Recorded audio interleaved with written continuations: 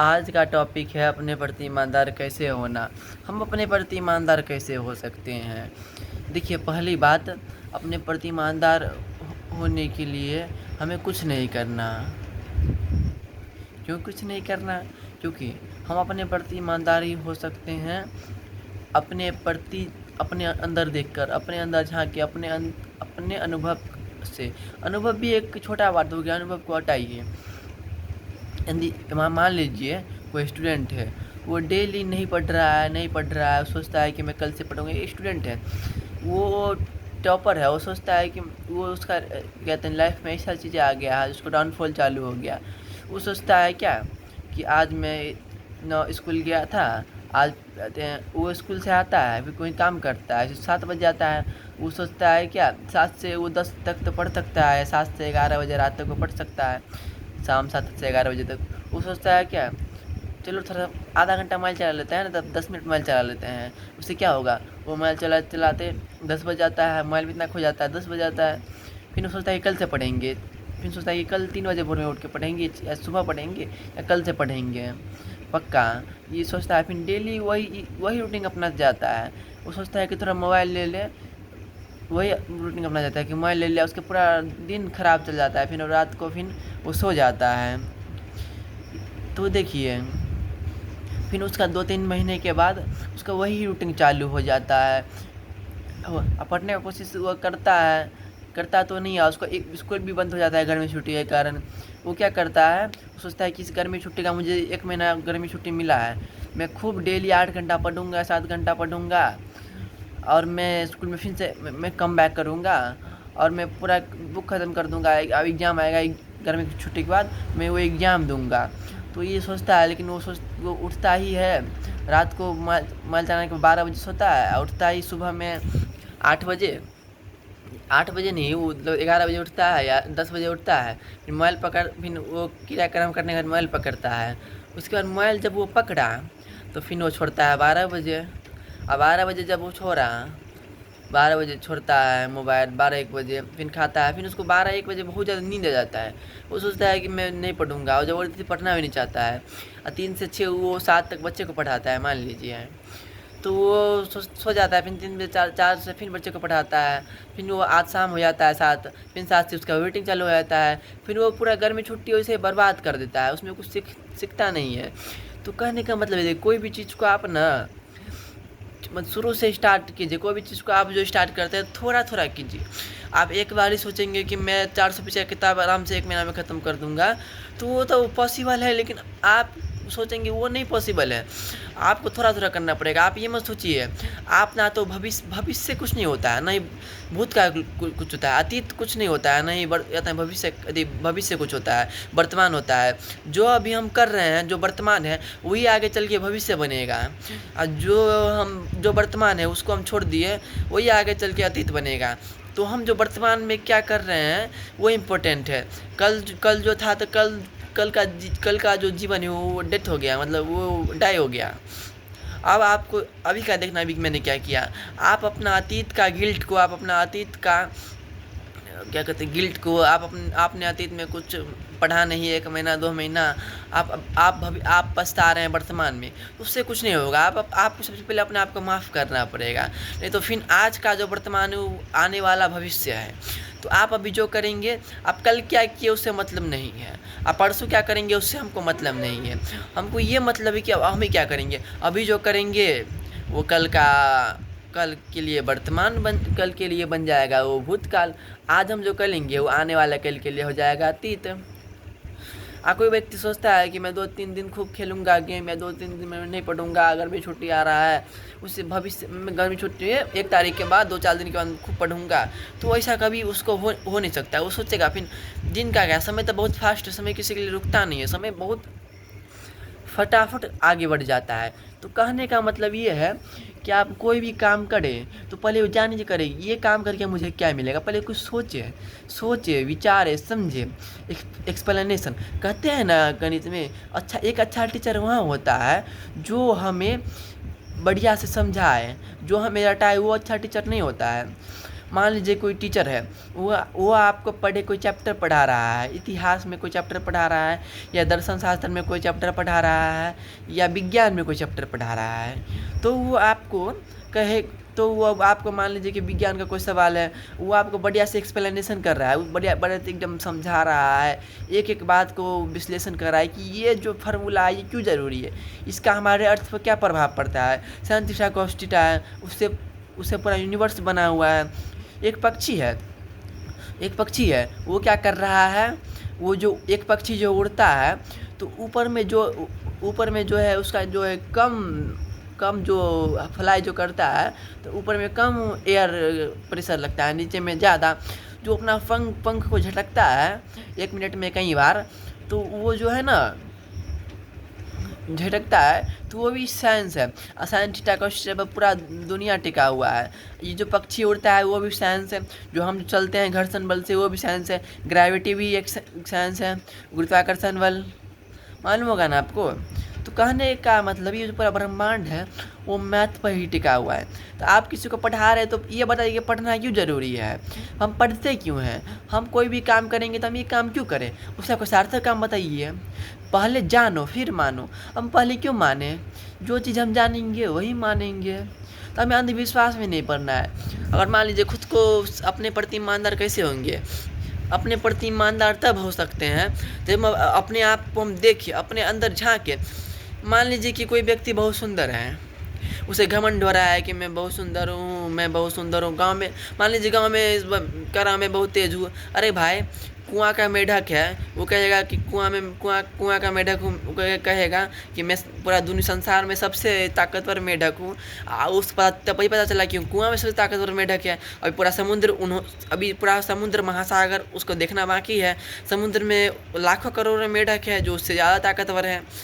तो हमें अपने माहौल से बाहर निकलना पड़ेगा, हम अपना क्षमताओं का प्रयोग के लिए। मान लीजिए कि आप 100 मूर्खों के बीच आप प्रतियोगिता कर रहे हैं। मान लीजिए कि आप शहर के एक मूर्ख हैं।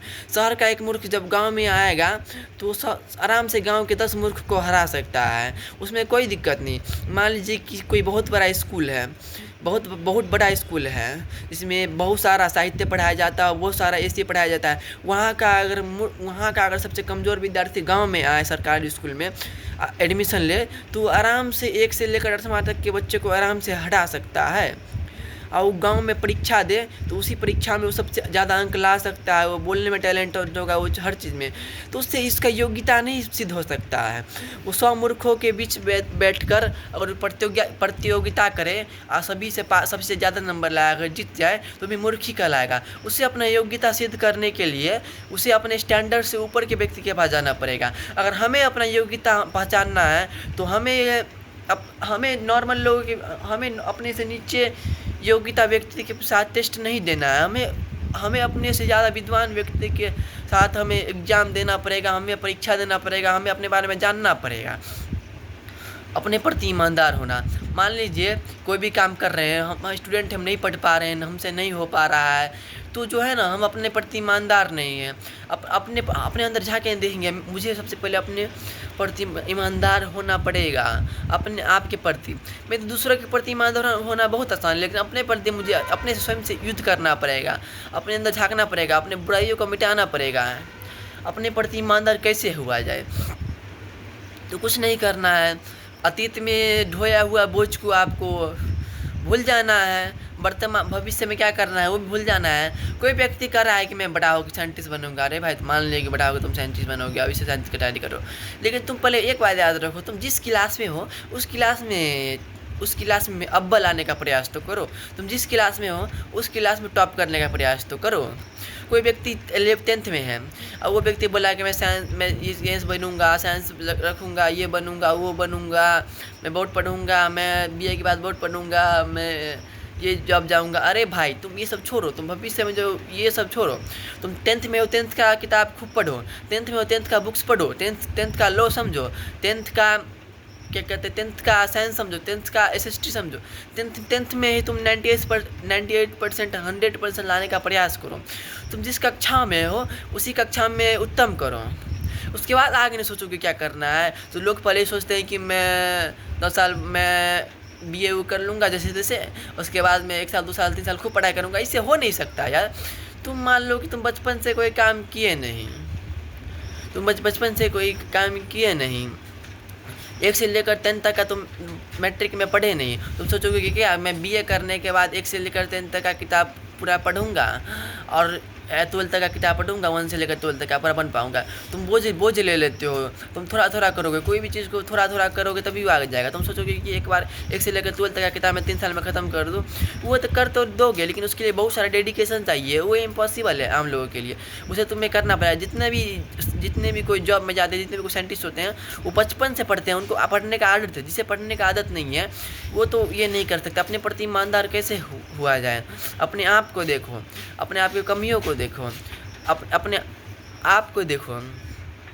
और श्री कृष्ण कहते हैं, ये कहते हैं व्हाट्सएप यूनिवर्सिटी ज्ञान, व्हाट्सएप यूनिवर्सिटी वाला ज्ञान नहीं है। श्री कृष्ण रियल में कहते हैं मैं नंबर 1 हूँ या मैं नंबर रहूँगा। चलो मैं तुम्हें एक दिखाता हूँ, एक जो मैं तुम्हें एक साहित्य का आचार्य प्रशांत का स्क्रिप्ट दिखाता हूँ। उन्होंने क्या कहा है, ध्यान से सुनना और समझना। रुको 2 मिनट में कट करके फिर बताता हूँ मैं तुम्हें। ये आचार्य प्रशांत की बुक है। इसमें कहते हैं सुनो ध्यान से। श्री कृष्ण कहते हैं प्रकृति का अर्थ ही है गति। यहाँ जो भी है वो गतिशील है, माने कर्म कर रहा है। और कर्म जब कर ही रहे हो अर्जुन, तो जरा धाकर कर्म करो ना। कर्म को त्याग तो तुम वैसे भी नहीं सकते हो जब तक जिंदा हो। कर्म को कैसे त्याग सकते हैं? नहाना भी एक कर्म है, चलना भी एक कर्म है, सोना भी एक कर्म है, जाना भी एक कर्म है, गेम खेलना भी एक कर्म है, आलस्य भी एक कर्म है, मतलब मेरा हृदय धड़कता है वो भी एक कर्म है। तो कर्म करना है, सार्थक कर्म करो अर्जुन। प्रकृति का अर्थ ही है क्या? गति। त्याग तो कर्म को सकते ही नहीं। जब कर्म करना ही है तो जरा झंडा गाड़ के करो, जरा चिंगार कर करो। भारत का सौभाग्य है कि उसको गीता मिली, और भारत का दुर्भाग्य ही भी यही है कि उसने कभी गीता सुनी ही नहीं, समझी ही नहीं। और भारतीयों ने भी उन्हें वेदांत समझ में आया, उनमें उत्कृष्टता के प्रति प्रेम जगा, वो शिखर पर पहुँचे। शिखर में मुझे याद आता है, देखिए क्या बोलते हैं श्री कृष्ण, क्या बोलते हैं, जिस क्षेत्र में जो भी सर्वोच्च है, सर्वश्रेष्ठ है, वो मैं हूँ अर्जुन। शस्त्रधारियों में मैं कौन हूँ? मैं अर्जुन, मैं राम हूँ। मतलब क्या कहना चाहते हैं श्री कृष्ण? श्री कृष्ण नंबर 1 है। श्री कृष्ण क्या है? नंबर 1 पे हैं, टॉप पर हमेशा रहते हैं। जो टॉप है उन्हीं को गीता मिल सकता है। और अगर तुम नंबर 1 नहीं हो सकते, मेरा नाम मत लेना अर्जुन। इसलिए गीता भी उन्होंने ही दी है तो सर्वश्रेष्ठ धनुर्धर को दी है, किसी छोटे मोटे बंदे को नहीं दी है। जो नंबर 1 था और उसको ही कहा तू ही है गीता के लायक। इसका मतलब ये नहीं कि मात्र सर्वश्रेष्ठ धनुर्धर होने से गीता आप में पात्रता आ जाती है। और पात्रता चाहिए, पर जितना भी पात्रता चाहिए अर्जुन में सब पर्याप्त मात्रा में थी, तुम्हारे पर्याप्त मात्रा में थी, इसलिए गीता उन्हें मिली। जो पात्रताएं हम नहीं दिखाते ना, और पात्रता का मतलब ही है उत्कृष्टता। वो उत्कृष्टता हम दिखाते कहाँ हैं? आप बोले मैं हर काम में फिसड्डी हूँ, लेकिन श्री कृष्ण मेरे आदर्श है, तो अधिकार नहीं आपका कि आप श्री कृष्ण का नाम अपनी जुबान पर लें। क्योंकि श्री कृष्ण कहते हैं पर्वतों में मैं कौन हूँ? मैं माउंट एवरेस्ट हूँ। नदियों में मैं कौन हूँ? नील नदी हूँ। मान लीजिए नहीं कर रहे हैं, लेकिन मैं बता रहा हूँ। मतलब क्या है इस बात का? देखो, जो सबसे ऊंचा है उससे नीचे की बात मेरे साथ नहीं चलेगी। जो सबसे बड़ी, सबसे पवित्र है, उससे नीचे की बात मेरे साथ नहीं चलेगी। तुम छोटा मोटा टीला ले जाओ, बोलो कि श्री कृष्ण हटो, छोटा मोटा तुम कोई तलिया उठा लाओ और बोलो श्री कृष्ण हटो, गंगा से विशालता चाहिए। तो अरे भाई, गंगा से विशालता चाहिए तो श्री कृष्ण को पाना पड़ेगा। पहले बताओ कृष्ण का मतलब क्या होता है? कृष्ण का मतलब है वो बोध, वो सत्य। कृष्ण यहाँ पर न स्त्री है न पुरुष है। श्री कृष्ण कोई व्यक्ति नहीं है, श्री कृष्ण कोई साकार नहीं है। श्री कृष्ण मात्र सत्य है, सत्य के अलावा कुछ नहीं। श्री कृष्ण वो सत्य है, वो कृष्ण तत्व है जो इंसान में तब फूटता है जब वो अपने प्रति ईमानदार होता है। जिसने किसी व्यक्ति में जब करुणा जागता है, जो किसी व्यक्ति में जब अपने प्रति ईमानदारी जागता है, जो व्यक्ति सच्चा हो, जो व्यक्ति आज जो व्यक्ति अपने प्रति ईमानदार हो उसी के अंदर कृष्ण तत्व है। कृष्ण कोई इंसान नहीं है, कृष्ण तत्व है। और कृष्ण कोई तत्व नहीं, कृष्ण माने बोध, वास्तविक सत्य ही कृष्ण है। कृष्ण कोई इंसान नहीं है। कोई व्यक्ति अगर श्री कृष्ण को खिलौना समझ रहा है, कोई व्यक्ति अगर श्री कृष्ण को कह रहा है कि श्री कृष्ण साक्षात है, कृष्ण कहते हैं कि श्री कृष्ण मुरली बजा रहे हैं, श्री कृष्ण गला में चेन पहने या श्री कृष्ण के गले में फूल माला पहने हैं, या श्री कृष्ण साकार रूप में है, तो वो व्यक्ति मूर्ख है। मूर्ख के अलावा वो व्यक्ति कुछ नहीं है, क्योंकि श्री कृष्ण का मेरे अंदर श्री कृष्ण का मतलब एक ही है, सत्य, वास्तविक सत्य के अलावा कुछ नहीं। एक बार कबीरदास से किसी व्यक्ति ने पूछा भगवान होते हैं या नहीं, तो कबीरदास ने कहा हाँ कहूँ तो है नहीं, ना कहा न जाए, हाँ नहीं के बीच में साब रहा समाए। वो कहें कि हाँ कहूँगा तो तुम्हारे लिए है नहीं, और ना कहूँगा तो मेरे लिए नहीं है। हाँ कहूँ तो है नहीं, ना कहा तो न जाए, हाँ नहीं के बीच में साब रहा समाए। देखने वाले के ऊपर डिपेंड करता है कि उसे भगवान किस तरह दिखते हैं। मेरे नज़र में भगवान का मतलब है सत्य, वास्तविक सत्य, उसके अलावा कुछ नहीं। सत्य देखो, भगवान का मतलब ये, भगवान का दो मतलब है। पहला वह जो अनंत है, निर्गुण है, निराकार है, जो साकार नहीं है, निराकार है, जो सिर्फ सत्य मात्र है, जो बोध है, जो करुणा है, जो प्रेम है, जो वास्तविक प्रेम है, जो सिर्फ सत्य मात्र है, वही भगवान है। दूसरा, इसी पृथ्वी के अंदर जिस मनुष्य ने उच्चतम से उच्चतम ज्ञान प्राप्त कर लिया हो, जो आत्मज्ञान प्राप्त कर लिया हो, जिसमें करुणा हो, जो महामाया होकर भी जो तुम्हें ठगता नहीं हो, जिसमें करुणा कुट के भरा हो, जिसने आत्मज्ञान प्राप्त कर लिया हो, जो तुम्हें ठग सकता है लेकिन तुम्हें ठगता नहीं है, जो प्रकाश की तरह पुंज हो, जो सारे को प्रकाशमान करता है, वही भगवान है। इसी जैसे राम कृष्ण बुद्ध महावीर शिव सभी मेरे लिए सत्य हैं, सत्य के अलावा कुछ नहीं। श्री कृष्ण क्या है? श्री कृष्ण का मतलब एक ही समझो, सत्य, सत्य के अलावा कुछ नहीं, ट्रुथ। आज जिद्दू कृष्ण मूर्ति ने भी कहा है, ट्रुथ इज द पास्टलेस्ट लैंड। सत्य एक पथहीन भूमि है, सत्य एक अंतहीन रास्ता है। सभी का सत्य का रास्ता अलग हो सकते हैं। सत्य का रास्ता पर चलना है तो अकेला चलना पड़ेगा। देखो, जो सबसे ऊंचा है, सबसे नीचे की बात तो मेरे साथ नहीं चलेगी। जो सबसे बड़ी पवित्र है, उससे नीचे की बात मेरे साथ नहीं चलेगी। अगर श्री कृष्ण आएंगे तो दुकान ही तुम्हारा बंद हो जाएगा।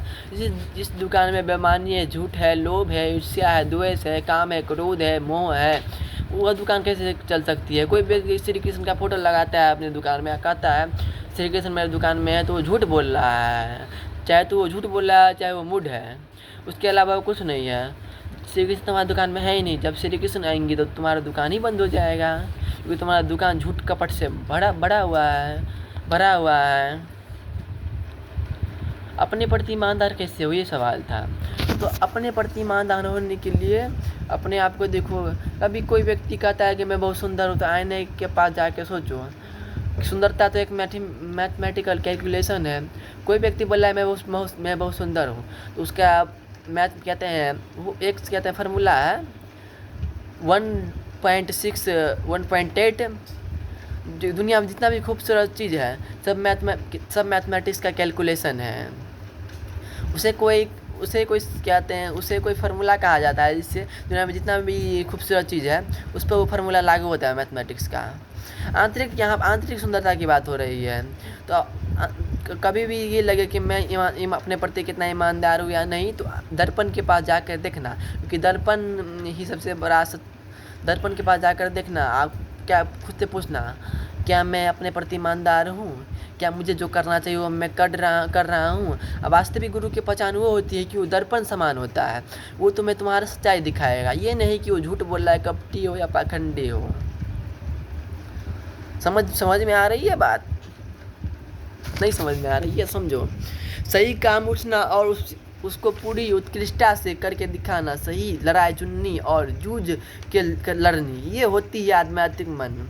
एक बात और है, एक मुझे इस बुक का बहुत बढ़िया अच्छा बात लगा, ये